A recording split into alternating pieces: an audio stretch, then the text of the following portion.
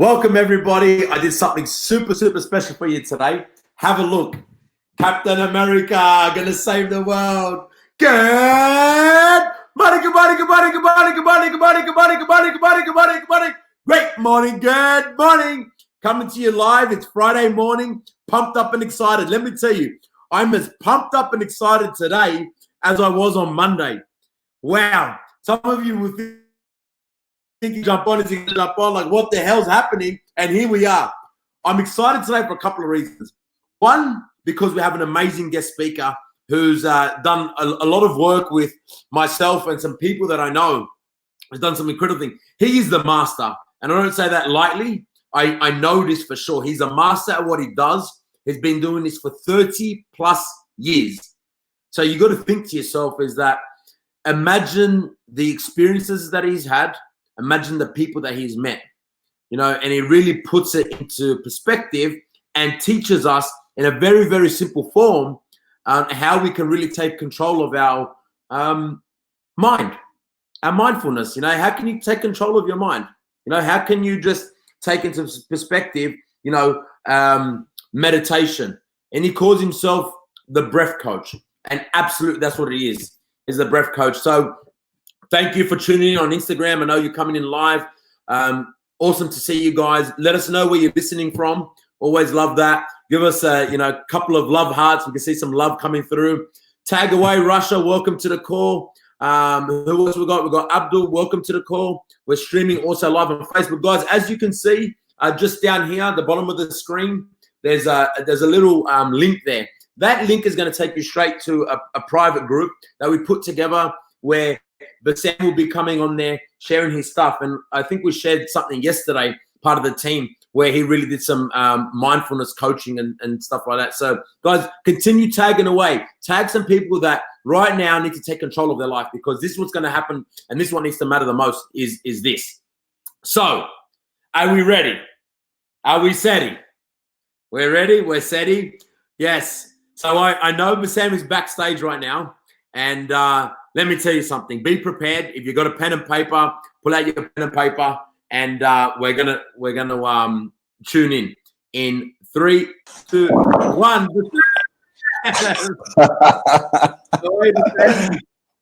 Mate, I'm good. Good morning. How are you? Yeah, doing great. Mate. Doing really good. It's what an incredible introduction to have you here. I was just saying just before you logged in is that you've done some work with myself and some people that I know, and what you do is incredible. So why I can't be Captain America today, so I wore my Captain America shirt. I can't be Captain America. You can be Captain America. You can save the world. But it was funny, this shirt, my son came home with my wife, and he goes, "Daddy, I bought you something." And I said, "Did you?"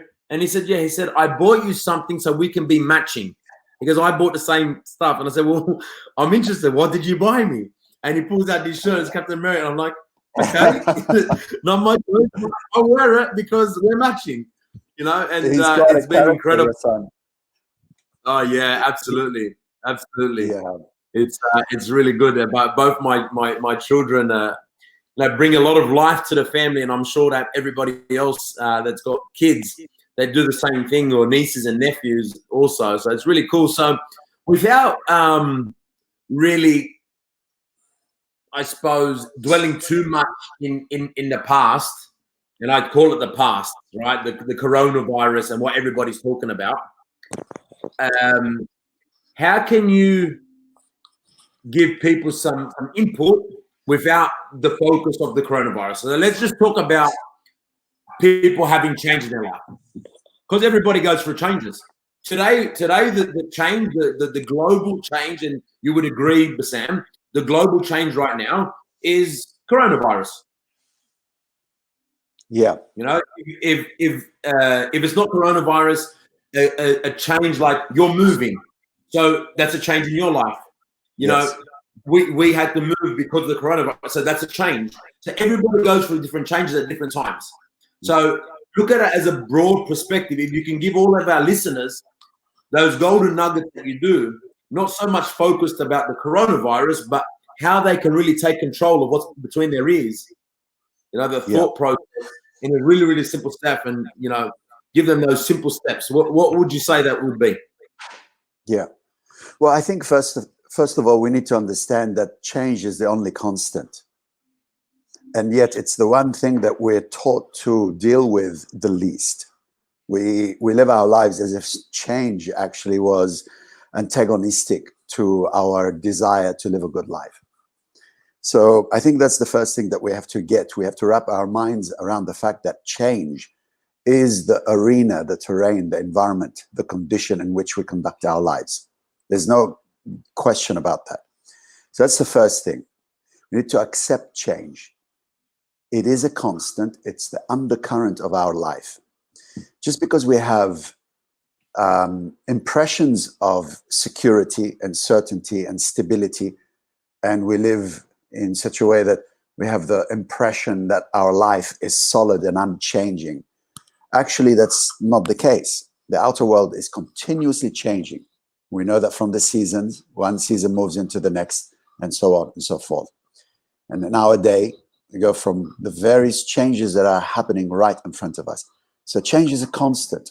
But psychologically, for some reason, and there are reasons we can discuss, but not to go into detail, for some reason, let's put it that way, we seem to be antagonistic to change. We have this impression that change is actually against us. It should not happen. But as we said, it's not the case. So that's really the psychological framework, the psychological platform that we've got to take a look at this thing. Now, it's true that some change is greater than other changes. So there are very subtle changes that we barely notice in our lives. And there are greater changes that, we can do nothing but sort of be available to them, as what's happening right now. Now, the question is, what does change do to us? What is it? What effect does it? I'm sorry? I said, what a great question. What does change do to us? Right. What effect does it have on our physiology, on our chemistry, on our biology? What effect does it have on our mind? What effect does it have on our ability to function, not only horizontal lives, A, B, C, but also vertically? In other words, to say centered in the field of change. So if the field is a field of continuous change, and we can see that that's the case, how can I stay centered in the field of change? How can I navigate change on even keel?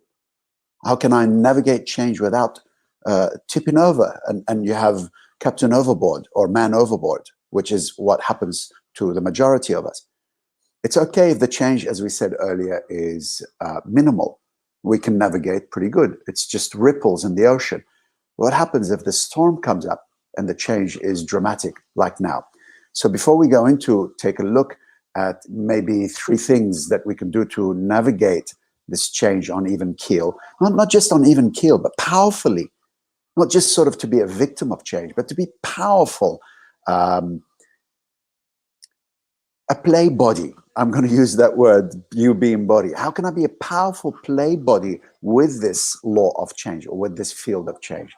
So before we talk about that, to take a look at what does change do to us? What happens in the body?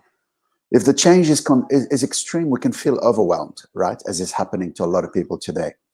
The mind gets overly neurotic or overly excited and begins to make up all sorts of stories about the reality, about what's happening. And a lot of the times, these stories that the mind makes up about the reality are largely negative. Remember, we're talking about big moments of change here.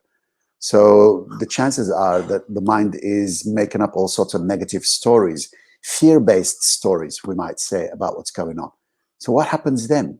What happens if the mind, let's say your mind or my mind or some of our listeners' minds, are generating negative stories about the reality that's taking place outside? And we should say, by the way, that actually reality doesn't have a meaning in and of itself. This usually is a major realization for a lot of people, that reality, the outside events, experiences, they don't really have a meaning in and of themselves. It's the mind that gives meaning to an event. You meet someone in the street, let's say. It's the mind that gives meaning to that meeting. It says it was an opportune meeting, it was a good meeting, it was a bad meeting. The meeting itself has no meaning, you know. It's not like, you know, it's labeled with a particular quality of meaning. No, it's the mind that Are gives you a meaning. saying, Sam, just on that, because I think that's a brilliant point. But are you just saying that the mind is separate to you, to us? Like, is it separate, or the mind has no meaning, or it's a thought that we give it? You Just got to be elaborate on that. You got to be careful, buddy, what we ask, because that's a question that can take us into the rabbit hole. But the fact is, yes, you're right. We don't want to be too esoteric or too abstract in this conversation. Let's see if we can give our, you know, we can go there, but let's see if we can also try to stay grounded and offer some practical tips. And if you're happy to go there for a little bit and then come back to practical, no. I am. Yeah. But the fundamental thing about the mind is that we say, is it my mind? Well, the fact is, it's a conditioned mind. It's a program. It's learned. You know, most of us in meditation, if you sit and meditate and you take a look at the content of your mind, you see that it's happening to you. You see that thoughts are random. They're mechanical. They're happening by association. You see something and it provokes a thought in you. You see something else, another thought comes to you. Now, you'd be an idiot to be fooled into thinking that this thought you're generating. You're not. It is an algorithm. It's a thought that gets generated on account of you being here and a particular reality. You're not consciously thinking about something in a particular way, although that is possible. That is possible, and that's definitely a very valuable thing. But generally, our thoughts are mechanical. I see something that makes me feel good. I see something that makes me feel bad. This is according to my conditioning. It's according to my programming. Let's say you're an Afghani. Let's say you're an Afghani woman. For you, the word love means one thing. Let's say if you're a Swiss woman, the word love means something entirely different. It's according to your conditioning. You weren't born with that idea. You weren't born with that understanding. You weren't born with that knowing of love. This is based on a number of factors. The environment where you're born, your sex, your age, etc., and so on and so forth. And all of this is like an algorithm. It's like the environment triggers or turns on a particular association, a particular thought form about what you're seeing. I like, I don't like, I like this, I don't like this, this agrees with me, this doesn't agree with me. And what we're saying is, what does it agree with? It agrees with my conditioning, or it doesn't agree with my conditioning. There's more to it than that, but just to be simplistic about this and using it as a background for what we want to say. So the point I'm saying here, the essential thing is to understand. First thing is that change is constant. We have to deal with it. You know, sometimes you're in the ocean, you're on a sailboat, sometimes the wind picks up. You can't help that. And sometimes it drops. I have a saying, it's if the wind is strong, well, go sailing. If it drops, pick up the fishing rod. You know, the point is to accept reality as it is. We live in a field of constant change. It is an illusion to expect that things are not going to change. So that's the first thing. The second thing is to understand that reality, or this change that is happening, in and of itself does not have meaning. It's not imprinted with a meaning. It's you and I give reality a meaning.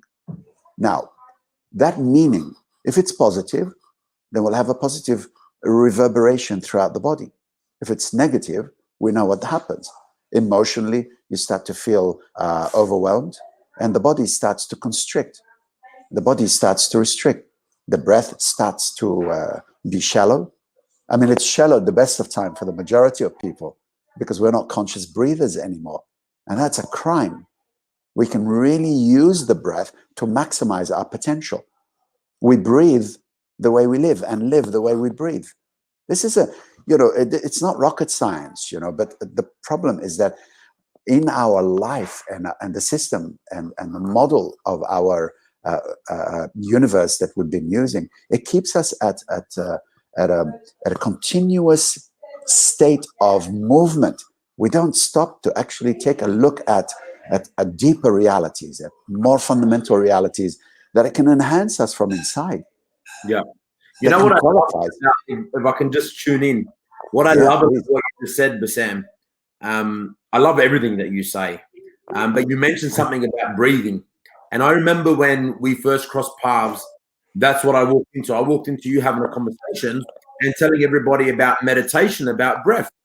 And at first I thought, what the hell is this? And then I opened up my ears and I thought, oh, like what you're saying is actually, it makes sense. Like it makes a lot of sense because if somebody's, and for all the listeners out there, I want you to think about this. Maybe not you, but maybe somebody that you know that's upset, that suffers anxiety, that's depressed, they've got some challenges right now.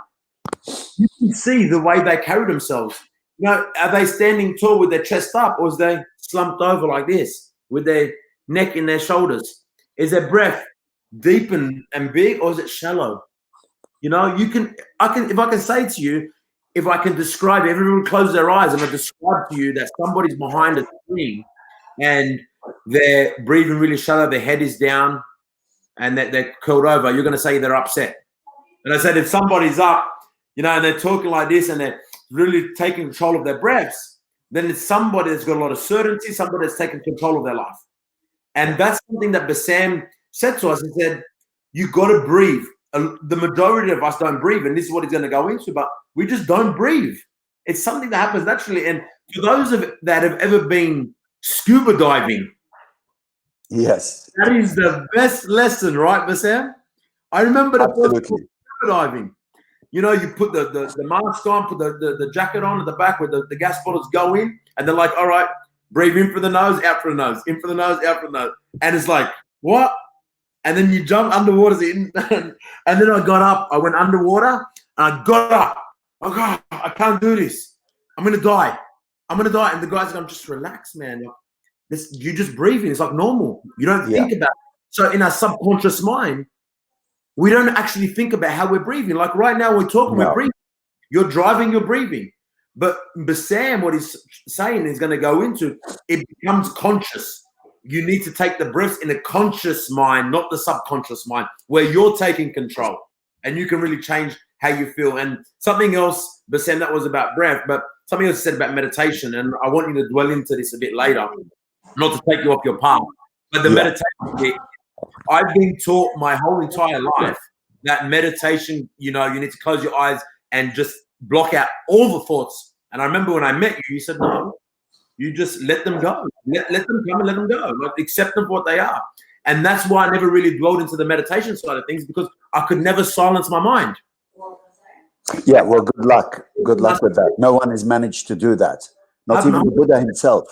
And that's why I love working with you so much, because it's so practical with what you're saying. Because I really dwell into this. We've got a couple of comments here. The paradigm of the mind. I don't know what that is. Say that again. I'll let me put it up. Can you read that? The what? Can you see it on the bottom of the screen or no? No, I can't. Maybe I need to do something. I don't know. Listen, I left school at the age of 15. I can't spell. That's okay. Sorry, Abdul. So I got other people tagging away. So yeah, so continue. Sorry, Bassam. I just no. I think that's good. I think it's good. Something that's shifted within me as well. Yeah. Well, I think that's the fundamental issue, is that there's a lot of misconception, there's a lot of distortion, there's a lot of misunderstanding, and that guides us into places of error. It guides us into places of difficulty. So a lot of these things have to be corrected, first of all. And that's why my work is a practical work, because I try to correct some of these myths and some of these misunderstandings and distortions around what are effectively really powerful, natural means of getting the things that we're looking for. You know, being good, feeling peaceful, feeling relaxed, non-urgent. Most people live their lives on flight and fight. You know that you've heard of that fight and flight syndrome, and this continuous state of urgency. They live their lives on desperate mode, and certainly the outside conditions of our lives have kept us that way. They've kept us running. They've kept us. No one in particular. I'm not talking about any particular governing body that's doing that. I'm saying the system, the algorithm, if you like, and it's kept us on the go. And so, on fight or flight, that's our standard way of being, and that there's a really negative effect on the body. But the point is that so we don't stop to inquire, we don't stop to question, and so the way we live is like really frantic. You see people and the way they're moving about and they're fretting about and everything. I'm sorry if I'm pulling faces, but it's like, oh, and reaching for this and going for this, and they're always 10, 15 steps ahead of the moment, thinking about what they're going to do next, what they have to do next. It's not what they're going to do next, what they believe they have to do next. So they're continuously answering to these little carrots that the mind is dangling in front of their snout. There's not a real thing which is called driving their lives anyway. It is a thought form. It's an idea. It's a meaning that they have given to a reality which is causing them to react, either fight or flight. And so they're continuously overstepping the moment. They're continuously avoiding the moment, 10 steps ahead of the moment. And the result is that it's like being stretched outside of yourself. It's like continuously being stretched into this future, which doesn't really exist. All there is you and I and what we're doing right now.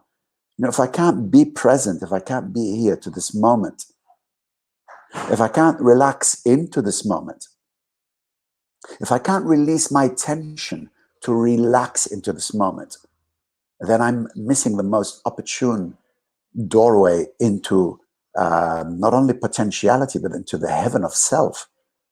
Because peace exists now. It's not later. It's not tomorrow. It's not somewhere else. But so if I'm continuously stepping over the now, and how do I do that? By continuously thinking about what I have to do later, what there is still to be done, then I'm existing in a continuous state of anxiety. And so my mode of being is fight or flight. So I never stop. And that's how most of us live. And that's what I call the unconscious way. The conscious way is to stop and feel into the moment, relax into the moment, feel into the moment, and be present into the moment. But the issue here, of course, is a lot of distortion. There is a genuine belief that reality has to be managed by me in order for reality to flow well, in order for me to be happy and to have the things that apparently I want and the things that apparently I need. And I'm saying apparently because the most remarkable thing happens when we relax into the moment. We realize that the thing that we want, we've already got. Remember why we're trying to get things anyway. We're trying to get these things because we believe we need them in order to be happy, in order to be relaxed, in order to feel peaceful, in order to feel settled and secure.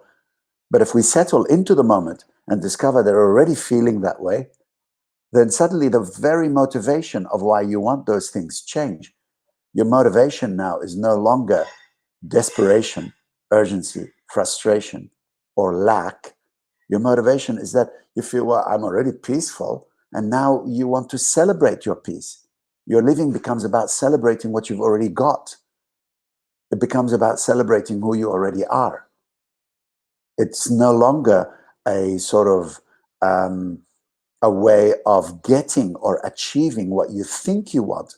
And the only reason you think you want that is because you don't realize that you already have it. I'm talking about peace. I'm talking about happiness. I'm talking about joy. I'm talking about relaxation as the starting point for your living. They're not achievements. They are starting points. So if they become the starting points, then everything that we do in life becomes a celebration of my peace. I'm already happy, So I'm going to celebrate my happiness with sharing, doing, pioneering, invention, creation. It's What not, what it's not what like suddenly my life stops. what about this, Bassam? What about the person that listens to you right now and absorbs everything that you're saying and it makes sense, Yeah. right? It makes sense. It makes a lot of sense. It says, you don't know what I've been through. Yeah. That's easy for you to say. That's like a perfect world. Like you, I've Yeah. had Well, that's, single parenting upbringing. We've had no money. We've been left on the streets. You know, we came from a war-torn country. What about the person that's been through some huge challenges? yeah. What do Well, you that's say? me. That's me. You know, I am a war child. I'm Lebanese, 4 years in the war. I saw blood before I saw milk. You know, I lived in terror until the age of 12 for 4 years, And is that zigzagging, avoiding snipers' bullets. And then I became an ethnic in Australia, an immigrant in Australia, you know, what? ethnicity in the 1970s. Hello, you know, and then suffering from depression and post-traumatic stress disorder most of my life without knowing it. And I like to say at the age of 16, I started to hang out on the streets of Redfern, drinking with like-minded others on the streets of Redfern, you know, and Marrickville. So I am that kid. I was an angry kid. 17, I was unhappy. I was desperate. I was lonely. I was an outsider. I was an ethnic suffering from post-traumatic stress disorder without knowing it. And I spent the next 15, 20 years running around the world trying to figure out who I am, what happened to me. I couldn't accept that happiness was the natural state. It seemed to be mad. Why was I feeling what I was feeling? An angry, confused, you know, teenager turned into early adulthood, mid-adulthood, and so on and so forth. So I am that kid. You know, I suffered every single thing you can imagine. But for me, I discovered meditation and breath work early on. And slowly meditation began to rehabilitate me. It began to heal me. It began to show me how to come out of the mind, the fantasy of the mind, the illusion of the mind, the stories that the mind tells about my reality, who I am, life that's keeping me in fight or flight. It brought me out of that, allowed me to revisit the moment, to come back into the now, to take a look at it. Suddenly, even my posture changed, my breathing changed, my voice changed. You know, I went from speaking really high up to here, and you can see these what do you call them? Not freckle wrinkles. You know, these are not from My wife says I need Botox. right. Yeah, well, you know, I'm not getting it. this is not the sign of someone who's lived up, you know, has had a silver spoon in his mouth. This is someone who's been deeply most of my life living in an adrenal, being kept that way by this fear mongering of the mind. Most people don't realize that their mind is like, it's the media, the personal media. It's like a media agency that knows me better than I know myself, and it keeps you in this idea that you should be afraid something terrible is about to happen to you. So I am that guy.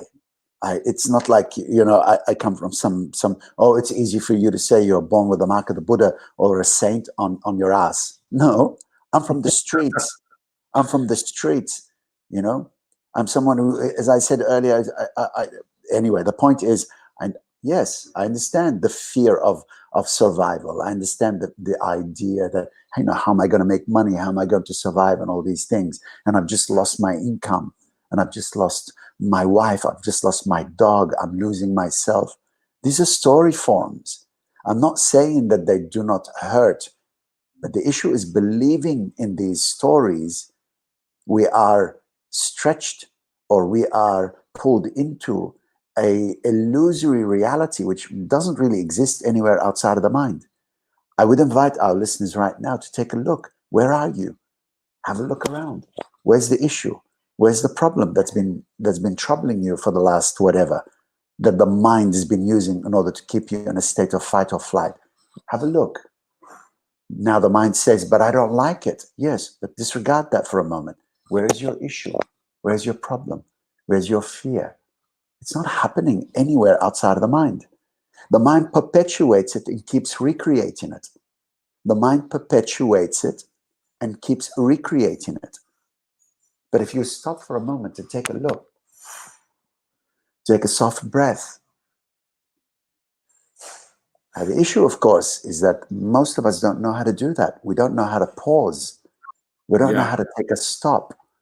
We're caught in this continuous state of mental agitation, pulling us 5, 10 steps ahead of ourselves, stepping over the present. We're continuously stepping over the present, the now. We treat the now as if it's a moment to avoid. We don't realize that it is it's where we live. You can't live anywhere else. You can stretch outside, but the now is our abode. It's our home.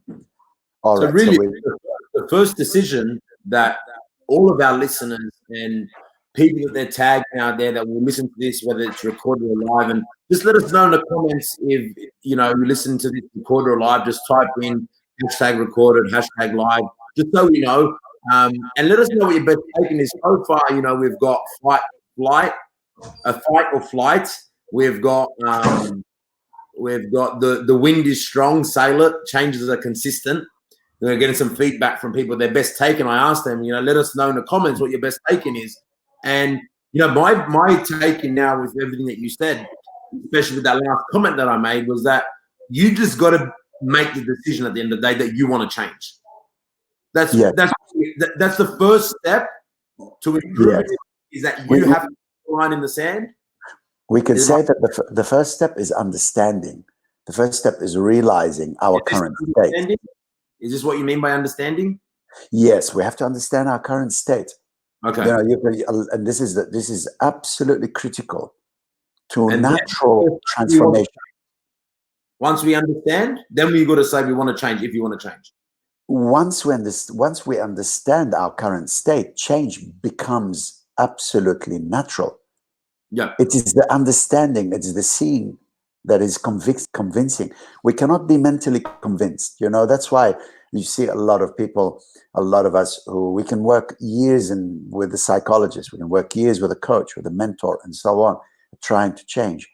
It doesn't work. Why it doesn't work? A lot of the times is because we have not seen for ourselves our current condition. We recognize it because of the frustration that we feel. We need to critically understand that we are in a particular state which is keeping us in a fight or flight. And how can we understand that? By understanding these basic things. First of all, life, constant change is the natural state. So don't begrudge reality for changing. Don't go and blame the outside, coronavirus, Donald Trump, for your pain and suffering. They're not responsible. You're the one who's given meaning to these events. That's the thing we have to understand. Reality, the channel is going to continuously change. How you meet the channel and how you respond to the channel is the only thing available to you as a choice. Love it. You cannot stop the wind from blowing. You can't stop Donald Trump from fighting. You can't stop Corona from being itself, whatever it is. Yeah. I'm reading something now. It says, Abdul Rabbah says, it's all about the subconscious mind, which has lived years of compiling environmental factors, forming the mental subconscious mind. The subconscious mind has no ability to think. And that's true. That's true. But again, you have to understand that these words, these terms, subconscious mind, and even the word the mind, they're just terms. They're words that we use. They're words. They're just words. They're mental thought forms. There's essentially there's no mind. It's just this process. There's no subconscious and conscious, but we just use these words in order to reach each other. And that's a wonderful thing to realize. So my work is always, buddy, about, first of all, we have to understand, you want to change. What do you want to change? What is it that you know? I feel unhappy. I feel frustrated. It's not enough. You need to know your state. Yeah. You need to know your state. And our state, what is typically called the human condition, which is a condition of ignorance, is we need to be clear about it. What happened to me? Life did not create us in order to be miserable. Yeah. Life did not create us in order to be in fight or flight. That's ridiculous. There's no other animal on the face of this planet which feels and experiences reality the way we do. Okay, we don't want to go overstep ourselves. Now we need to come back. So the couple of things that we've covered is simple. The only constant is change. Don't begrudge reality for being what it is. If you don't want to be here, you should not have made the choice to be here. You're not a freaking victim. Nobody is. We're empowered participators who are deluded into thinking that reality should be different. No, it shouldn't. But if you believe that there's so many factors to this, let's not go there with that again. But the point is, change is constant. That's the first thing. Now, how we meet change is fundamental too. That's the choice. That's free will. How we meet change, how we respond. We must move from reaction to response. Reaction is unconscious. It's mechanical. It's habitual. It's according to my past. Response means and requires being present. Now we need to talk about what it means to be present. We need to be able to give some actual characteristics so we can recognize presence. We don't want it to just be an idea. For most people, presence is just an idea. We need to see if we can ground it.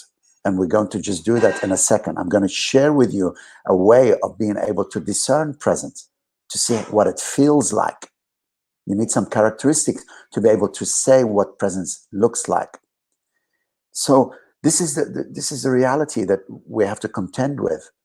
Now, in presence, the reason why presence is so important, or being available to the moment, not overstepping it, not going into the future continuously, coming back into the now. The reason that's important is because in presence, I can then respond to reality. I can respond to the strong changes of wind, not in fear, not according to my past, but according to the now, which I'm feeling and I'm experiencing. The now that I'm experiencing is my empowered state. In the now, I like to say, have you ever met a stressed out, intelligent person? There's no such a thing. There's no such a thing. It's this idea of stress, it's antagonistic to intelligence. You don't ask a tired person to make a decision. What do you say to him? Listen, why don't you go sleep over it? Go sleep over it. Come back to a state of, relaxation, and now make a decision. So we know about that, but we don't practice it. And that's the issue that's missing, is practice. All of us know exactly what we need to do. All of us know everything we need, but we don't practice. We know that you should go lie down on it, and then come back and tell me what you want to decide. Go relax and come back and tell me what you want to decide. And then make a decision. And that decision will be a response. And you're relaxed, you're comfortable, you're not making a decision out of urgency, desperation, frustration. Okay, let's take a look at presence. How can we, how do I know if what are the characteristics of presence? Presence is the primary state. And it's really, really, really, really important that becomes my state, that becomes my default. Because my default right now is not presence, it's absence. Most people don't even know that they exist. They go, what do you mean? I know I'm here. No, you don't. Can you feel you? If you can feel you, now we're talking. If you can feel you, now we're talking.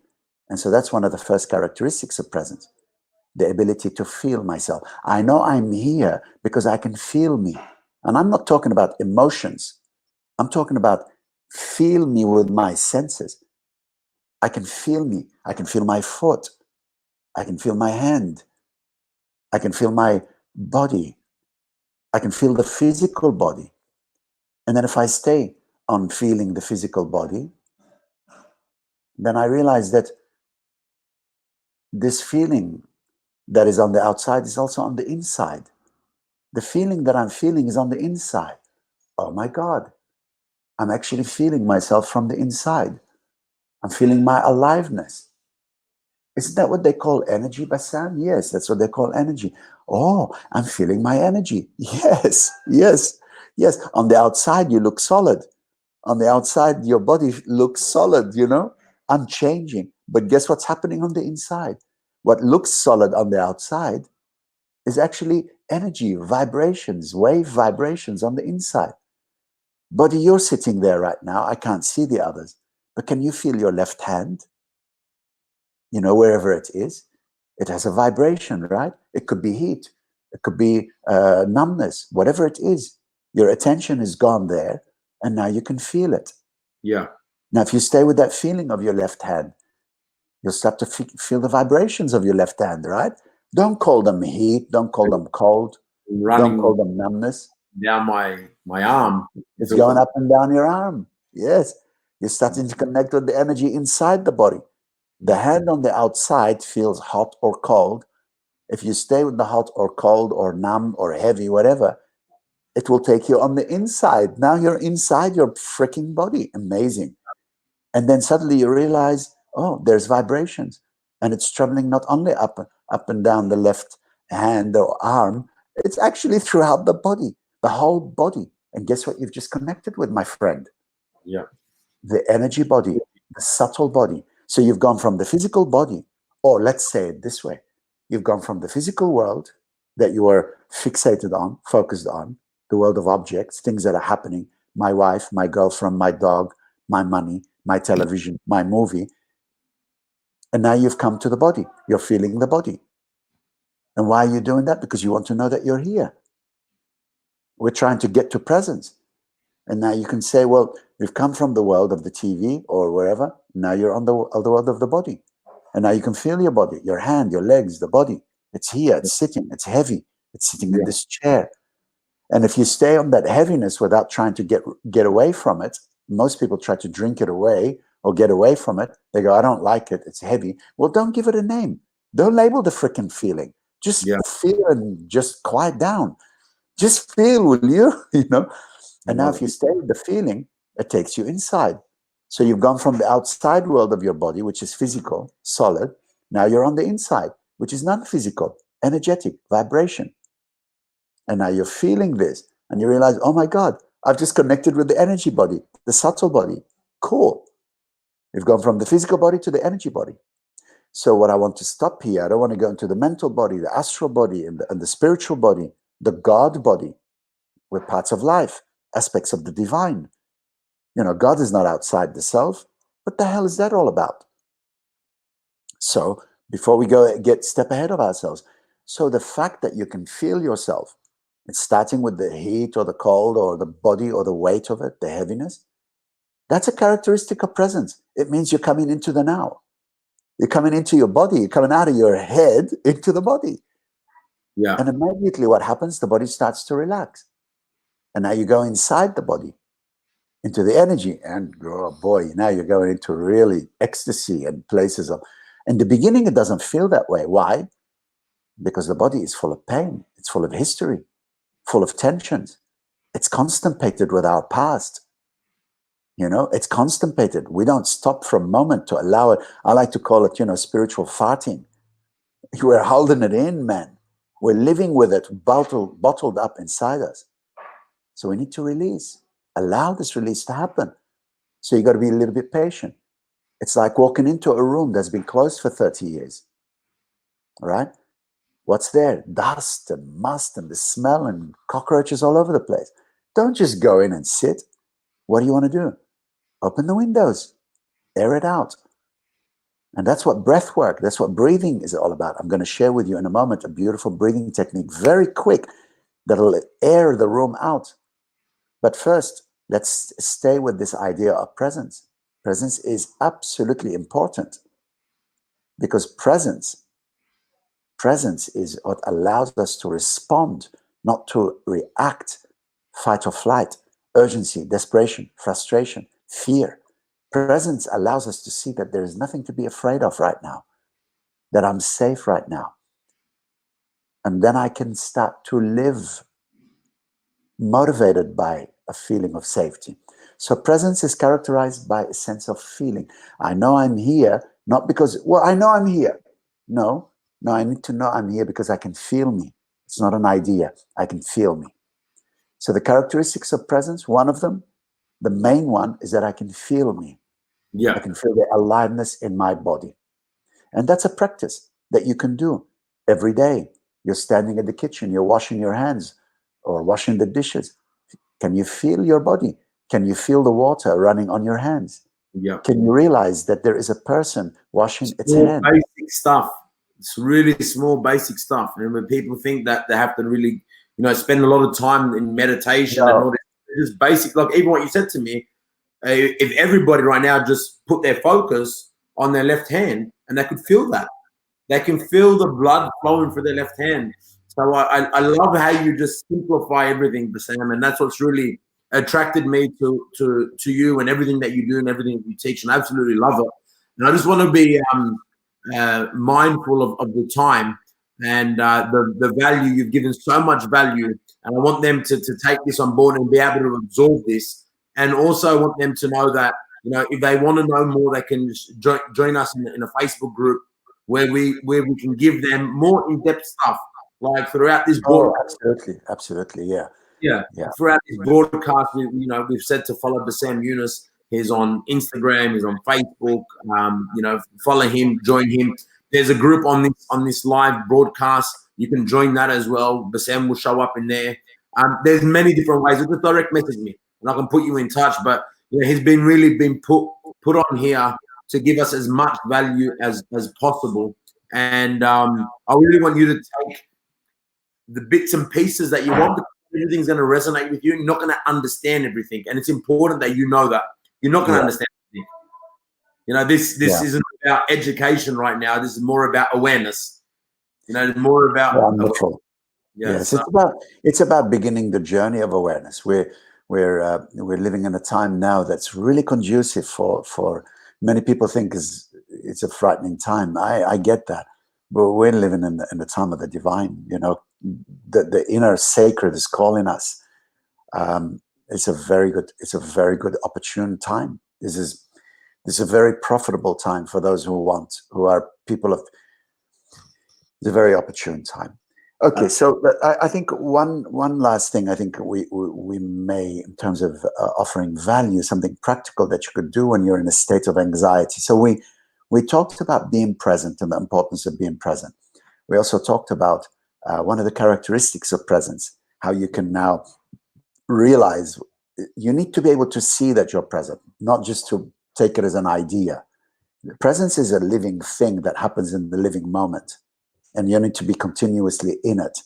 And the characteristic is, can you feel your body? You're talking, can you feel the vibration of your voice? If you can't feel the vibration of your voice somewhere in your body, you have no business talking. You're talking out of your head. You're not talking out of your presence. You're not talking out of your heart. That's the second practice. If you're talking, you need to be able to feel your vibration, the vibration of your voice somewhere in the body. If you can't, then soften up, relax, come back out of urgency, relax the elastic band, get rid of that urgency, that frustration. Now, I would like to share with you here also, I'd like to share with you a 20-second breathing technique, a very quick breathing technique that you could do, which is really conducive for two things. One, if you find yourself caught up in a state of anxiety and fear, you've become trapped in the anxious mind, it will help you to come out in 20 seconds and less. The second reason why it's a really important one is because it's a great way of getting you, if you already have a meditation practice, that it gets you from a state of not being interested in meditating right now to really being interested in meditating in 20 seconds. Would you like to know that? Would you like me to share that with you, Buddy, and your listeners? Absolutely. Okay. Let us know in the comments below whether you're tuning in live on Instagram or on Facebook. Just let us know. Give us the thumbs up. Give us some love on Instagram.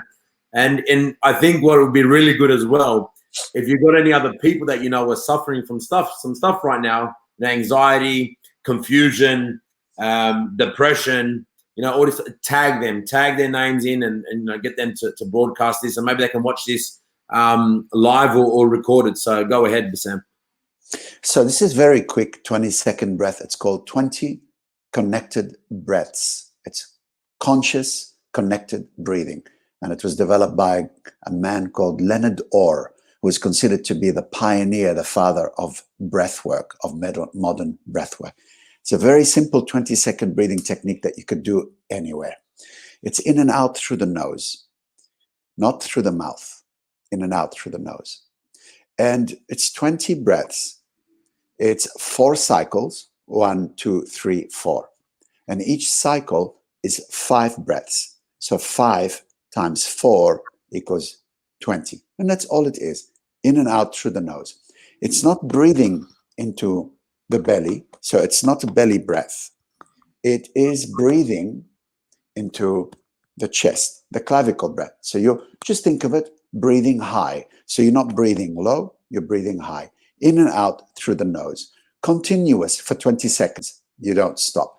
I'm going to show you what it looks like. I'm going to use my hands to articulate it. You don't have to do that. So just watch me. Don't join me. Not yet. We're going to get a chance to do it together. I'll do one cycle and then I'll do a second one together in order to show you.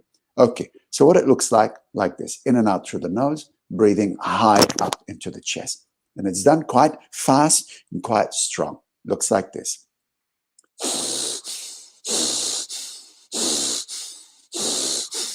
So that's 4 short breaths. And now the 5th one is.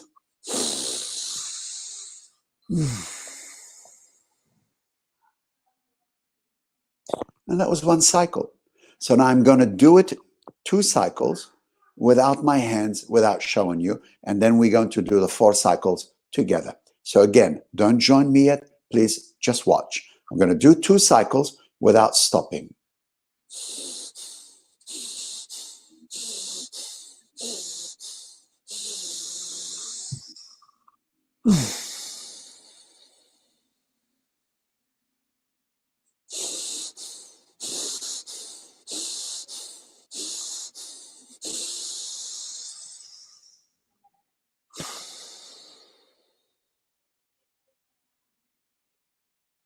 That's it. I just did 2 of 4. In a moment, we're going to do the 4 together. But you notice how I'm exaggerating it. You don't have to exaggerate it like that. I'm exaggerating it so you can see. Now, as you do it, you might feel a little bit giddy. You might feel a little bit hot-headed.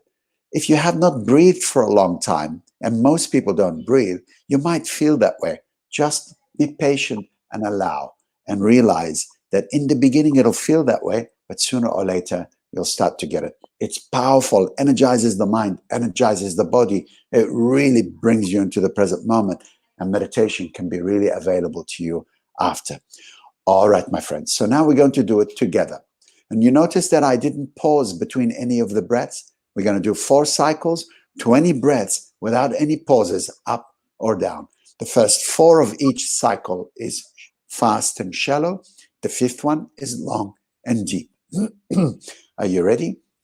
Yep. All right, my friends. So keep your eyes open. That's fine. If you're doing it on your own, you could do it with your eyes closed. But in order to see me and to see body, keep your eyes open if you like. All right. Now I'm going to start for myself. You go ahead and do it at your own rhythm. But please go ahead when you're ready and join in. I'll use my hands to support you.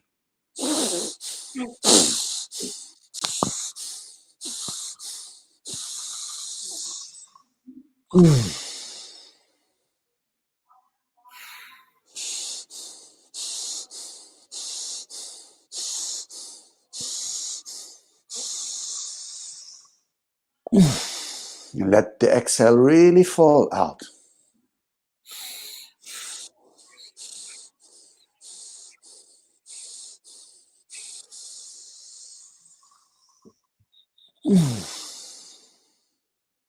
And last one.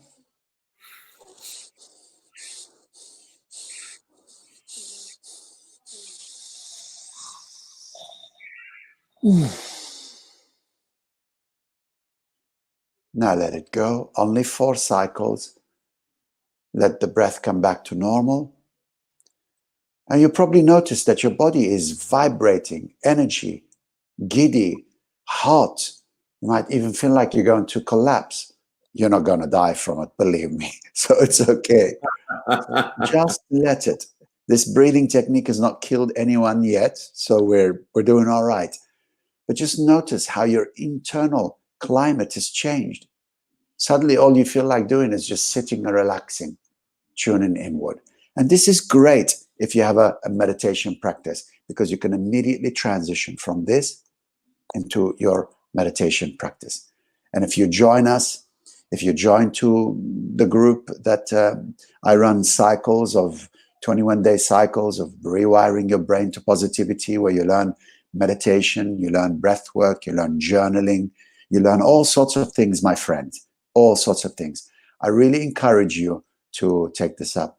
We really need to be relaxed in this world so that we can start vibrating, relaxed energy, positive energy. And that's why the work of somebody like Body is so important too, because it's just sharing this with so many people. You're doing a wonderful job, my friend, and that's why I really am happy to be doing this with you here. Thank you, Bassam. Like you've given us so much value, more than what we expected. It's been awesome. The feedback we're getting is amazing. This is awesome. You know, so much love, you know, on Instagram, on Facebook. It's just awesome. And these are just the people that have been able to tune in now live, which is incredible. So thank you so much from the bottom of my heart. Pleasure, man. Yeah. You've changed the way I think, and really taken a different approach to the whole meditation and breathing and stuff like that. And I'm excited. I'm excited for each and every one of our listeners to experience that as well. So thank you so much, Bassam. My pleasure, my friend. It's been great to connect with you. Absolutely. Thank you so much. We'll talk to you real soon. All right. Take care, brother. Bye-bye. Yeah. Bye. Bye. So, guys, there you have it.